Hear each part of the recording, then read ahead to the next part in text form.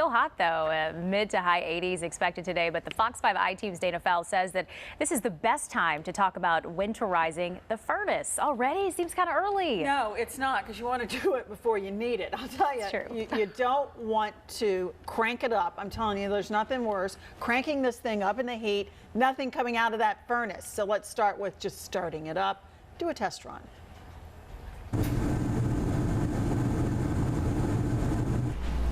Turn the thermostat up, way up, maybe 80 degrees. There it's 76, and just for testing, you don't want to keep it that high.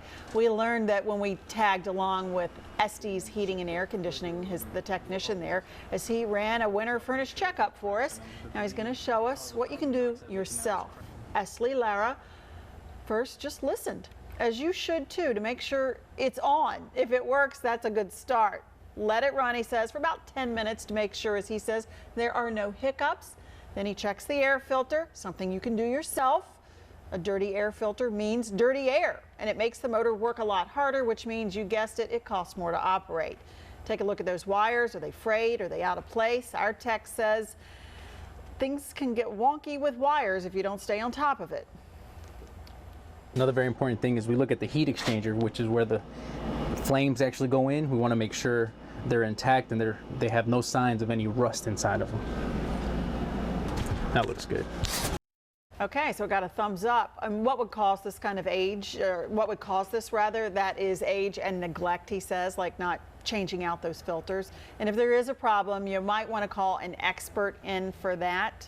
Now, you also want to make sure your carbon monoxide detector gets a fresh battery so it can detect any dangerous gas leaks. And honestly, it's not a bad idea to have somebody out annually to really check out the machine. Because I know we had our hot water heater one time.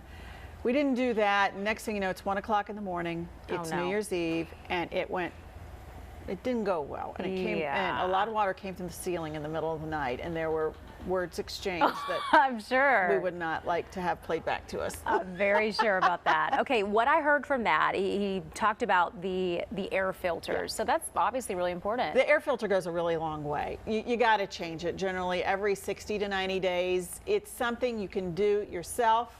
And it does more to keep that furnace running well than just about anything else. It's kind of like brushing your teeth. Okay. You just got to do it. Well, true, and kind of cheaper to do that than to have to fix it. Yeah, let me tell you from experience. All right, Dana, thanks a lot.